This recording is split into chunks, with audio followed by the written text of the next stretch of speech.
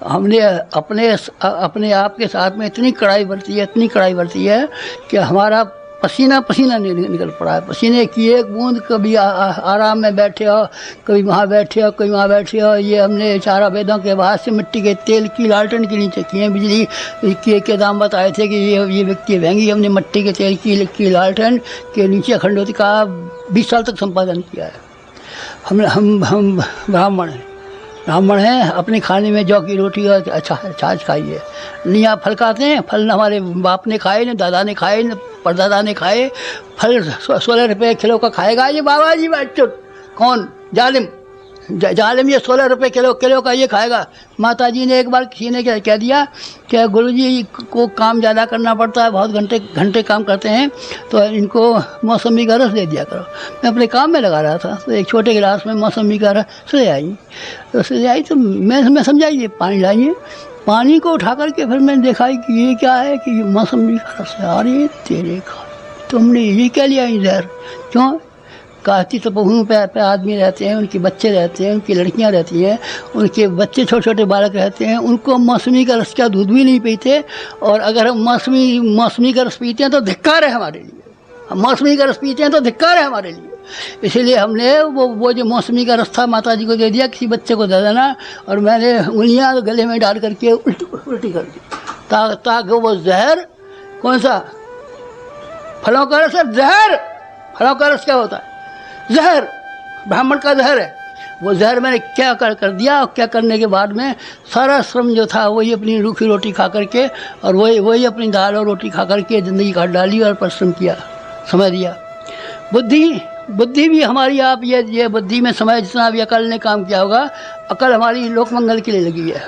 न हमको महंत बनने में लगी, न हमको नेता बनने में लगी, न हमको अमुक काम में मिली, न अमुक काम में लगी। हमारी योग्यता, हमारी बुद्धि ने जो कभी काम किया होगा, रात में सपना देखा होगा तो भी हमने लोक मंगल का सपना देखा होगा, परमार्थ का सपना देखा होगा, पुण्य का देखा होगा, पुरुषार्थ का देखा होगा, जन कल्याण का सपना देखा होगा, आत्मशोधन का सपना देखा होगा। यही सपना देखा हमने, कोई सपना नहीं देखा।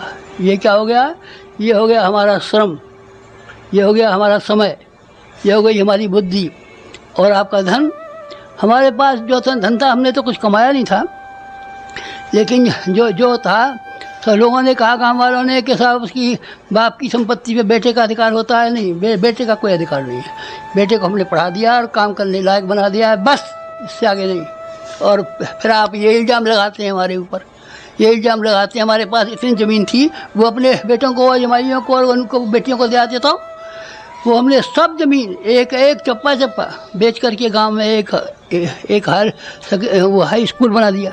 हाई स्कूल में सब पैसा लग गया। जो कुछ बाकी बचा था वो गायत्री तपोभूमि में लगा दिया, जो कुछ बचा दिया। माता जी के पास एक आध जेवर रह गया था, यहाँ जब शांत कुंज आई तो उन्होंने वो भी लगा दिया, सब लगा दिया। हम खाली हाथ हैं, हम मरेंगे तो आप तलाशी ले लेना।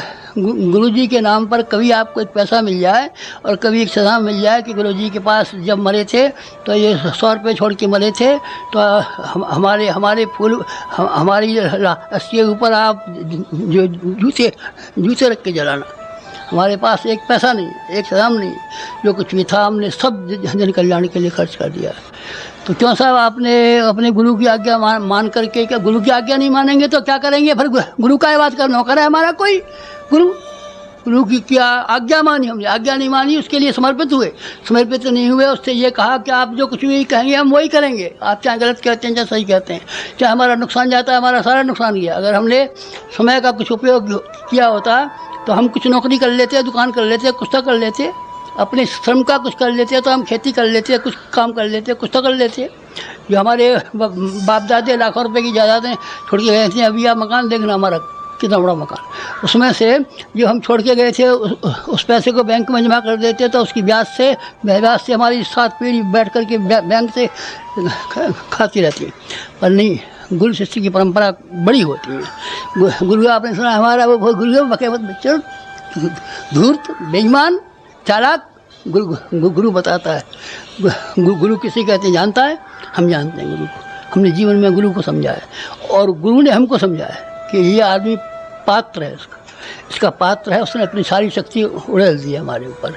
उसका तप जो है जितना पुराना तप है उसमें एक और एक तप उड़ेल दिया हमने, और हमने जो कुछ भी था सब सौंप दिया है। आग ने अपनी सारी गर्मी ईंधन को सौंप दी है, और ईंधन ने अपनी सारी गर्मी सारा शरीर आग को सौंप दिया है। बस ये हो गया। तो आपको फिर क्या मिला इससे? भाई साहब जो मिला, उन्होंने ये कहा था, देख बाजरा जो है 100 गुना पैदा होता है। खेत में एक बाजरे का बीज बो दे तो उसमें जो बाल आवेगी 100 होंगे, और जो मक्का बोएगा, एक मक्का का बीज बोएगा तो 100 गुना बोएगा। हमने जो 4 चीज़ें बोई उसकी 100 गुनी ज़्यादा हमने प्राप्त की है। समय जो आपने लगाया, वो समय जो हमने लगाया भाई साहब, वो हमारा समय इतना बड़ा समय है, इतने वर्ष की ज़िंदगी जी ली हमने कि आपको अचंभा होगा। राम वो जो थे विवेकानंद 30-35 वर्ष दिए थे, राम 30-35 वर्ष दिए थे, और विवेकानंद 30-35 वर्ष दिए थे। इतने ही वर्ष में इतना काम कर लिया जो कि 350 वर्ष में नहीं हो सकता। और हमने 75 वर्ष में इतना काम कर लिया जितना कि 750 वर्ष में नहीं हो सकता। कोई एक आदमी 750 वर्ष लगातार बैठा रहे और काम करता रहे तो 750 वर्ष का काम नहीं कर सकता। जितना कि हमने साहित्य लिखा है, जितना हमने संगठन किया है, जितने हमने शक्तिपीठें बनाई हैं, जितना हमने जो काम किया है, जितना हमने राष्ट्रीय कांग्रेस में काम किया है, उन सब कामों को आप लगाम है तो वो बहुत बड़ा काम है। ये जो काम कर डाला, ये क्या है? हमने समय बोया और उसके बदले में इतना मूल्यवान समय पाया कि लोग कहेंगे कि गुरुजी की बातें जो सुनाई जा रही हैं ये तो 750 वर्ष के जिए होंगे। कैसे लोग हम कह देते हैं 600 वर्ष के हमारे गुरु हैं, लोग हमको 750 वर्ष का गुरु बताएंगे, क्योंकि हमने इतना काम किया है। क्यों किया? कि हमने उनको दिया। और वो जो आपने समय दिया, वो हमने प्यार पाया। हमने प्यार बेचा है और प्यार खरीदा है। हमने प्यार लौटाया है और प्यार समेटा है। इतना प्यार कि हमारे पास जो कुछ पुण्य रहा होगा, गुरुजी हमारा ये आदमी बीमार है, आप ठीक कर दीजिए, हमारे पास कोई पुण्य का भाग रहा होगा तो हमने उसको दे दिया होगा। जो अच्छा हो गया होगा और रोता हुआ आया होगा, हंसता हुआ गया होगा। जो रोता हुआ आया होगा और हंसता हुआ गया होगा, तब उसके पीछे जो उसका प्यार उठा के देखो, इसने हमारे लिए कुछ किया था, हमारे लिए कुछ किया था। 24 लाख आदमी लिए फिरते हैं, वो हमने चालाकी से थोड़े बनाए, जालसाजी से थोड़े बनाए, अखबार निकाल के थोड़े बनाए, फोटो छपा के थोड़े बनाए कि 24 लाख आदमी ऐसे बन गए। 24 लाख आदमियों के लिए हमने कुर्बानियाँ की हैं, और वो आदमी कुर्बानियाँ करने के लिए हमेशा हमारे लिए तैयार है, हमेशा हमारे लिए तैयार है। जब कभी भी हम शक्तिपीठों के उद्घाटन में गए तो जहाँ कहीं भी गए तो लोगों ने सुना कि यहाँ गुरुजी आ रहे हैं, तो 20-20 को से आदमी बैलगाड़ियों में चढ़ कर के आए, और छोटे देहातों में 1-1 लाख आदमी की भीड़ हुई, 1-1 लाख आदमी की भीड़ हुई। कोई हमसे कह रहा था कि वहाँ एक सरबत खालसा होने वाला है और आपको बर्खास्त किया जाएगा।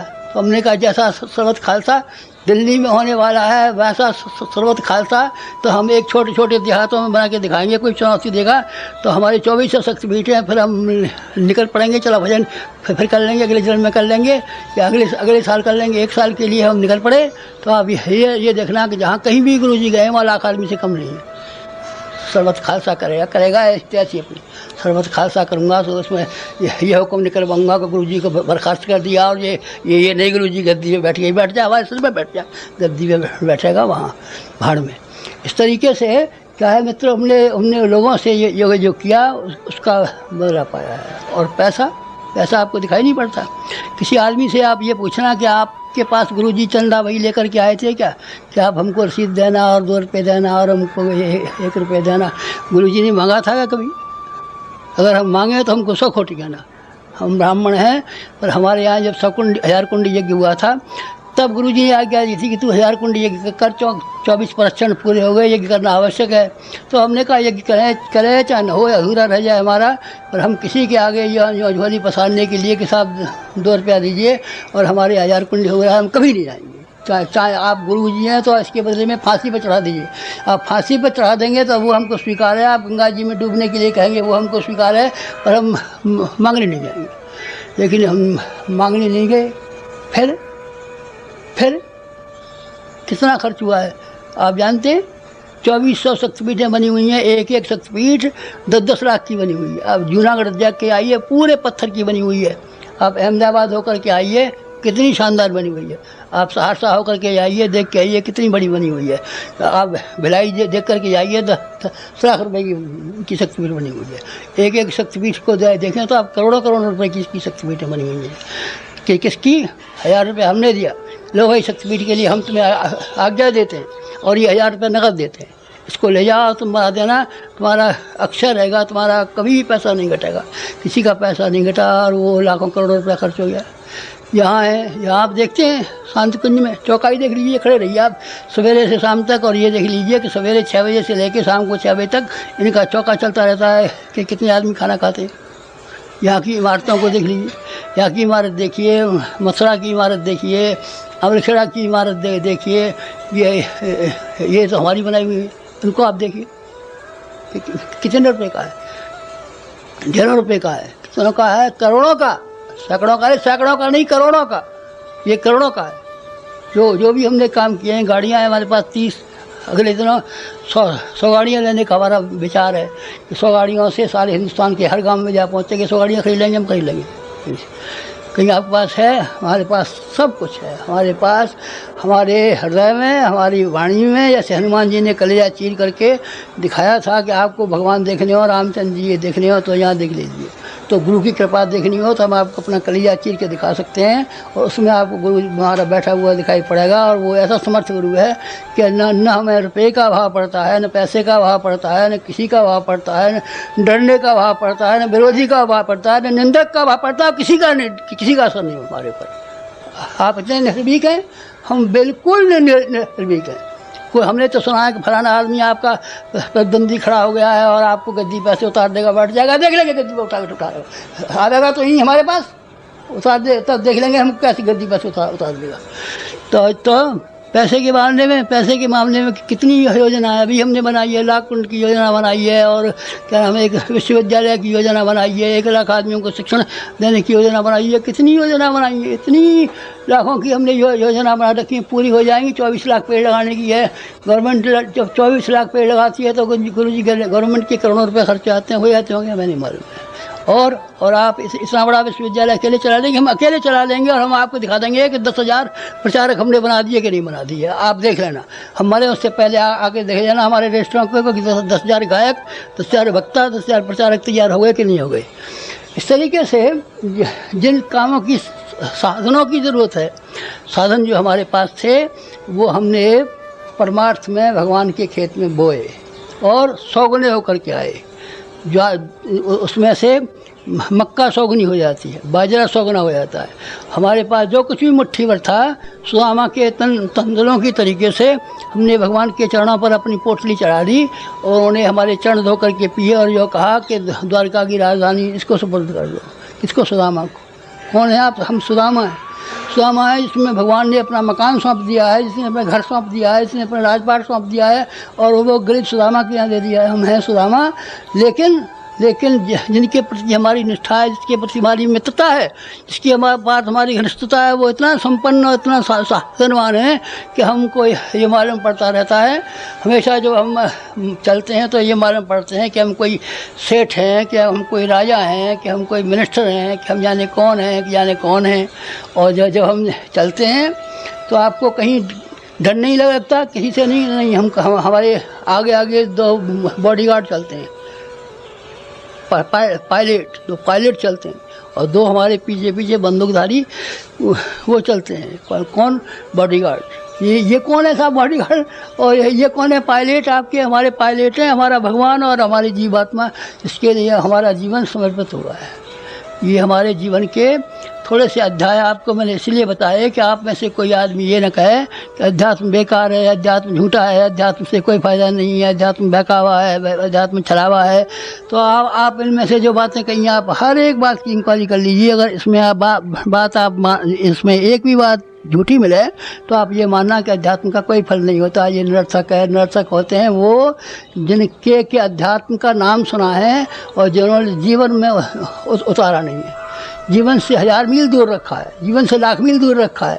कभी माला देवी की घुमा दी है, कभी चंडी की घुमा दी है, कभी डंडी की घुमा दी है, कोई महादेव की घुमा दी है, कोई फलाने की घुमा दी है। ये स्वांग तो करता रहा है, पर अध्यात्म को जीवन में समाविष्ट किया है, हमने जीवन में समाविष्ट किया है।